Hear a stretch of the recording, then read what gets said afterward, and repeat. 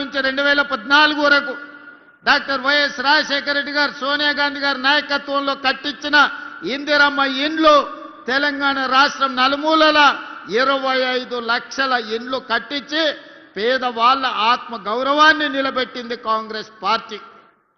ఆనాడు రైతులు ఎదుర్కొంటున్న కష్టాలు, కాలిపోతున్న మోటార్లు, పేలిపోతున్న ట్రాన్స్ఫార్మర్లను చూసి డాక్టర్ వైఎస్ రాజశేఖర రెడ్డి గారు ఎల్బీ స్టేడియంలో ముఖ్యమంత్రిగా ప్రమాణ స్వీకారం చేసి మొట్టమొదటి సంతకం తెలంగాణ రైతాంగానికి ఉచిత కరెంటును అందించడమే కాకుండా 1300 కోట్ల రూపాయల బకాయిలను, వందలాది వేలాది క్రిమినల్ కేసులను రైతుల మీద ఉంటే ఒక్క కలం పోటుతోని కాంగ్రెస్ పార్టీ రైతులకు ఉచిత కరెంట్ ఇచ్చిన మాట వాస్తవం కాదా? ఇలా ఉచిత కరెంటే కదా దేశానికి ఆదర్శమైంది. ఉచిత కరెంట్ అంటేనే కాంగ్రెస్ పార్టీ పేటెంట్ కదా. ఈనాడు ప్రతి రైతుకు ఉచిత కరెంటు అందుబాటులోకి వచ్చింది అంటే అది కాంగ్రెస్ పార్టీ ప్రవేశపెట్టిన పథకం కాదా ఈ దేశంలో? ఇవాళ రాజీవ్ ఆరోగ్యశ్రీ, పేదవాడు ప్రాణాలు పోతుంటే కాపాడుకోలేని పరిస్థితి, ప్రతి పేదవాడు నిస్సహాయంగా తన తండ్రో తన తల్లో కళ్ళ ముందే చచ్చిపోతుంటే కార్పొరేట్ హాస్పిటళ్లకు బిల్లులు చెల్లించలేని పరిస్థితి. అందుకే ఆనాడు కాంగ్రెస్ పార్టీ రాజీవ్ ఆరోగ్యశ్రీ పథకాన్ని తీసుకొచ్చి ఆనాడు 2005-06లో 2 లక్షల రూపాయలు ఉచితంగా ప్రభుత్వం వైద్యానికి అందించింది. ఇవాళ పథకమే కదా 10 లక్షల రూపాయలు ఈరోజు రాజీవ్ ఆరోగ్యశ్రీ పథకం రూపంలో ఈరోజు పేదలకు మనం అందిస్తున్నాం కదా. అందుకే మిత్రులారా, ఇవాళ ఏ పథకమైనా తీసుకోండి, డబుల్ బెడ్రూమ్ ఇల్లు కావచ్చు, లేకపోతే సన్న బియ్యం కావచ్చు, లేకపోతే ఈనాడు పేదలకు అందిస్తున్న 200 యూనిట్ల ఉచిత కరెంటు కావచ్చు, రైతు రుణమాఫీ కావచ్చు, రైతు భరోసా కావచ్చు, ఆడబిడ్డలకు ఆర్టీసీలో ఉచిత బస్సు ప్రయాణం కావచ్చు.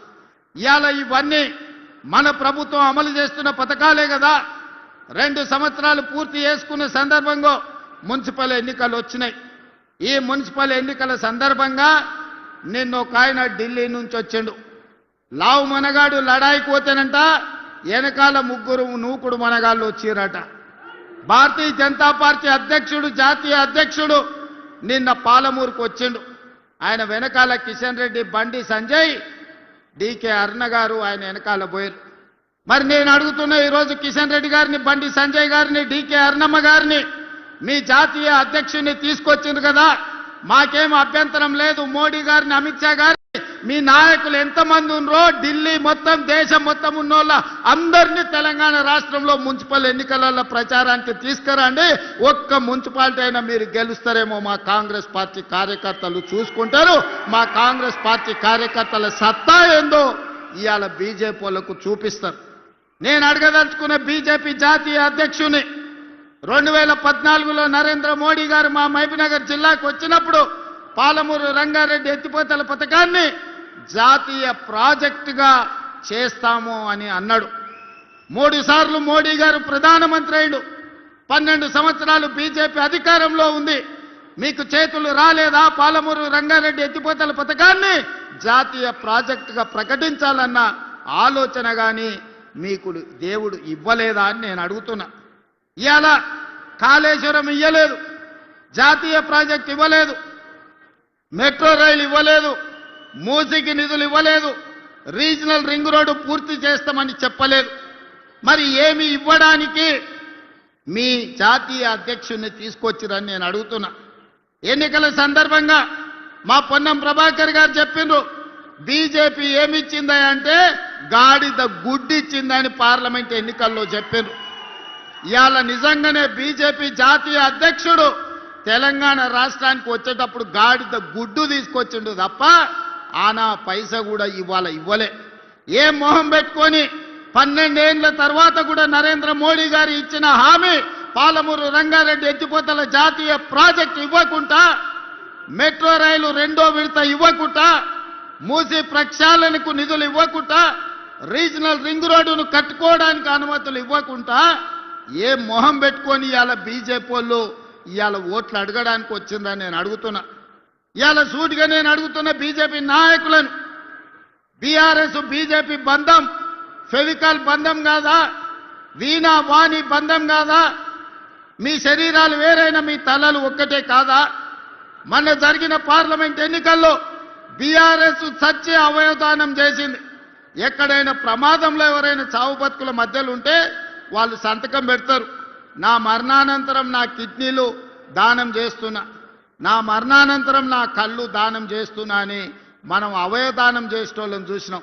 కానీ బీఆర్ఎస్ దరిద్రమేందో పార్లమెంట్ ఎన్నికల్లో మా ఓట్లు మా సీట్లు బీజేపీకి దానం చేస్తున్నామని 8 మంది ఎంపీ సీట్లను బీజేపీ వాళ్ళని గెలిపించింది బీఆర్ఎస్ వాళ్ళు కాదా? ఒక్క సీటు కూడా గెలవలే. 8 సీట్లలో బీఆర్ఎస్ వాళ్ళ డిపాజిట్లు పోయినాయి. మరి ఇవాళ 8 పార్లమెంట్ సీట్లలో డిపాజిట్ పోయిన బీఆర్ఎస్ వాళ్ళు మేమే గెలుస్తామని రంకెలేస్తారు. డిపాజిట్లు రాని బీఆర్ఎస్ సన్నాసులు రేపు మున్సిపల్ ఎన్నికల్లో ఎట్లా గెలుస్తారని నేను అడుగుతున్నా. ఎందుకు మీరు ఆలోచన చేయొచ్చు, బీఆర్ఎస్ వాళ్ళు ఎందుకు బీజేపీకి ఓట్లు వేయించారని? దోపిడీ చేసిండ్రు, వేల కోట్ల రూపాయలు కొల్లగొట్టిరు. ఇవాళ బీజేపీ జాతీయ అధ్యక్షుని హోంశాఖ సహాయ మంత్రిగా పనిచేస్తున్న ఈ జిల్లా పార్లమెంట్ సభ్యుడు బండి సంజయ్ గారిని కిషన్ రెడ్డి నేను సూటిగా అడుగుతున్నా. కాళేశ్వరాన్ని ఏటీఎంగా మార్చి వేల కోట్లు కొల్లగొట్టిందని అమిత్ షా నరేంద్ర మోడీ గారు తెలంగాణ రాష్ట్రంలో అన్నమాట వాస్తవం కాదా? ఇవాళ కాళేశ్వరం మీద కమిషన్ వేసి అవినీతి లెక్కలు తేల్చి వీళ్ళని అరెస్టు చేయండి అని రాష్ట్ర ప్రభుత్వం శాసనసభలో చర్చ చేసి కేంద్రానికి పంపిస్తే సిబిఐ విచారణ ఈ రోజు వరకు ఎందుకు మొదలు పెట్టలే? దీనికి సమాధానం బండి సంజయ్ కిషన్ రెడ్డి చెప్పాల్సిన అవసరం లేదా? వేల కోట్లు కొల్లగొట్టిన కాళేశ్వరం, 1,00,000 కోట్లు పెట్టి కట్టిన కాళేశ్వరం 3 ఏళ్లలోనే కూలేశ్వరమై కూలిపోతే ఇవాళ సిబిఐ విచారణ కోసం కేంద్ర ప్రభుత్వానికి శాసనసభ సాక్షిగా నిండు సభలో తీర్మానం చేసి సిబిఐ కేసులు పెట్టి కేసీఆర్ను హరీష్ను బొక్కలో తొయ్యండి అని అసెంబ్లీ సాక్షిగా తీర్మానం చేస్తే 6 నెలలైంది, అతి లేదు గతి లేదు, సిబిఐ విచారణ లేదు. మరి దేశ ప్రధానమంత్రి అమిత్ షా గారు కాళేశ్వరాన్ని ఏటీఎంగా మార్చుకొని వేల కోట్లు కేసీఆర్ కొల్లగొట్టిందని చెప్పినప్పుడు విచారణ చేసి బొక్కలేమని మీకే కదా మేము అధికారం ఇచ్చింది.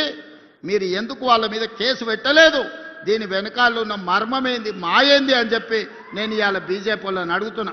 ఫార్ములా ఈ రేస్ పేరు మీద కోట్ల రూపాయలు కొల్లగొట్టి కేటీఆర్ గారు అవినీతి అక్రమాలకు పాల్పడ్డాడని చర్యలు తీసుకోవడానికి అనుమతి ఇవ్వమని, ఐఏఎస్ ఆఫీసర్ల మీద అనుమతి ఇవ్వమని కేంద్రానికి లేఖ రాస్తే 6 నెలల నుంచి ఢిల్లీలోనే ఆ లేఖ మూలుగుతుంది. ఒక పక్కన కాళేశ్వరంలో కేసీఆర్ హరీష్ను, ఫార్ములా ఈ రేసు కార్ల కుంభకోణంలో కార్ పార్టీ కేటీఆర్ను కాపాడుతున్నది బీజేపీ వాళ్ళు కాదా? ఇవాళ బీజేపీ బీఆర్ఎస్ బంధం రేపు మున్సిపల్ ఎన్నికలలో కూడా ఉంటుంది. ప్రత్యక్షంగా పరోక్షంగా కరీంనగర్ మున్సిపల్ కార్పొరేషన్లో బీఆర్ఎస్ బీజేపీ ఒకరికొకరు సహకరించుకొని కాంగ్రెస్ పార్టీని దెబ్బతీయాలని గూడుపుటాన్ని చేస్తున్న మాట వాస్తవం కాదా? ఇలా నిజంగానే చిత్తశుద్ధి ఉంటే ఎన్నికల ఓట్ల లోపల కాళేశ్వరం కుంభకోణం మీద హరీష్ని కేసీఆర్ను సిబిఐలో అరెస్టు చేయాలి. ఫార్ములా ఈ రేసులో కేటీఆర్ను అరెస్టు చేసిన తర్వాతనే బీజేపీలు తెలంగాణ రాష్ట్రంలో ఓట్లు అడగాలి. మీ కుమ్ముక్కు రాజకీయాలు, మీ ఫెవికల్ బంధం రాజకీయాలు తెలంగాణ సమాజం గమనిస్తలేదని మీరు అనుకుంటే మీ అమాయకత్వమే అవుతుంది తప్ప ఇంకొకటి కాదు. అందుకే ఇవాళ సూటిగా అడుగుతున్న బీజేపీ నాయకులను, మీ జాతీయ అధ్యక్షుడు వస్తే అనా పైసదేడు గాడిద గుడ్డు తీసుకొస్తాడు.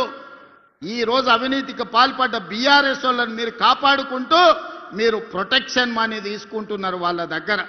ఇవాళ మీరు కాపాడడానికి వాళ్ళ దగ్గర మీరు మామూలు వసూలు చేసుకుంటున్నారు తప్ప మీరు వాళ్ళని అరెస్ట్ చేసే పరిస్థితి లేదు. అందుకే మిత్రులారా, తెలంగాణ సమాజాన్ని ఆలోచన చేయమని నేను చెప్తున్నా. ఇవాళ బీజేపీ బీఆర్ఎస్ వాళ్ళు చీకటి ఒప్పందంలో భాగంగా కాంగ్రెస్ పార్టీని దెబ్బతీయాలని చూస్తున్నారు. 2 ఏళ్లలో మీరేం చేసిండ్రని మమ్మల్ని అడుగుతారు. నేను అడగదలుచుకున్న 10 ఏళ్ళు కేసీఆర్ ఏం చేసిండు, 12 ఏళ్ళు నరేంద్ర మోడీ ఏం చేసిండో లెక్క చెప్పండి. 2 ఏళ్లలో మేము ఏం చేసినామో శాసనసభలో లెక్క చెప్తా.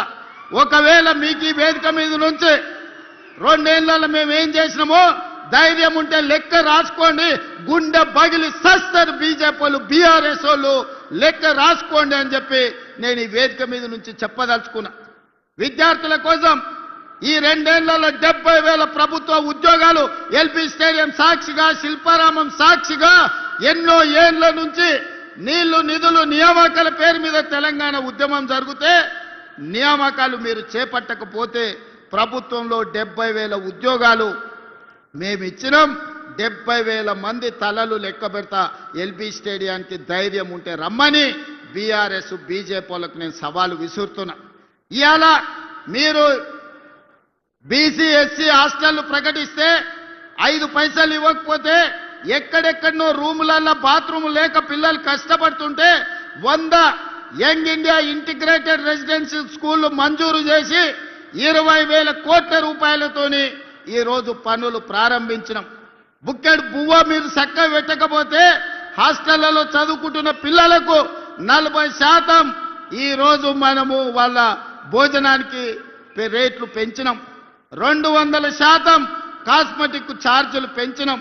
ఇవాళ ప్రతి విద్యార్థికి పాఠశాలకు వెళ్ళేవాడికి రేపటి నుంచి రేపు వచ్చే అకాడమిక్ ఇయర్లో బ్రేక్ఫాస్ట్ పెట్టాలని ఇవాళ నిర్ణయం తీసుకున్నాం. ఇవాళ ఇదే చొప్పదండిలో డిగ్రీ కాలేజ్ లేకపోతే మేడుపల్లి సత్యం అన్న మా యువకులు చదువుకుంటారు. డిగ్రీ కాలేజ్ ఇవ్వాలి అంటే ఇవాళ మీకు డిగ్రీ కాలేజ్ ఇచ్చినాం. ఇదేం కాదు మిత్రులు పొన్నం ప్రభాకర్ శాతవాహన యూనివర్సిటీ ఉన్నది కానీ లా కాలేజ్ లేదు, ఎల్ఎల్ఎం లేదు, ఇంజనీరింగ్ కాలేజ్ లేదు అంటే ఈ కరీంనగర్ ప్రాంతానికి law college, LLM college, engineering college మేము ఇచ్చిన మాట వాస్తవం కాదా? ఆదిలాబాద్ జిల్లాకు యూనివర్సిటీ ఇచ్చిన మాట వాస్తవం కాదా? ఖమ్మం జిల్లాకి ఎర్త్ యూనివర్సిటీ మన్మోహన్ సింగ్ గారి పేరు మీద యూనివర్సిటీ ఇచ్చిన మాట వాస్తవం కాదా? ఇవాళ ఒకటొకటిగా చెప్పుకుంటూ వెళ్తే ఎన్ని కాలేజీలు ఇచ్చినామో మొత్తం నేను లెక్క చెప్తా. పిల్లల కష్టాలు తీర్చడానికి శత విధాల ప్రయత్నం చేస్తున్నాం. నిరుద్యోగ యువకులకు 70,000 ఉద్యోగాలు ఇచ్చినాం. ఇవాళ రైతు రుణమాఫీ 25,35,000 రైతులకు 21,000 కోట్ల రూపాయలు 2 లక్షల రూపాయలకు లెక్క కట్టి రైతులకు రుణమాఫీ చేసి ఈనాడు 9 రోజుల్లోనే 9,000 కోట్ల రూపాయలు రైతు భరోసా తుమ్మల నాగేశ్వరరావు గారి నాయకత్వంలో ఈ రోజు వాళ్ళ ఖాతాలలో నగదు బదిలీ చేసింది నిజం కాదా? ఉత్త వ్యవసాయం మీదనే 1,15,000 కోట్ల రూపాయలు రైతుల కోసం ఈ రోజు మనము నగదు బదిలీ చేసినాం. రైతులకు ఉచిత కరెంట్ ఇస్తున్నాం. ఇవాళ రైతు బీమా పథకాన్ని మనం అమలు చేస్తున్నాం. అదే కాదు ఆనాడు కేసీఆర్ అన్నాడు ఒరేసుకుంటే మీరు ఊరేసుకున్నట్టే అని. మిమ్మల్ని మాత్రం ఒరేసుకుంటే ఊరేసుకున్నట్టే అన్నాడు. ఆయన ఫామ్ హౌస్లో 150 ఎకరాల వరి పండిస్తే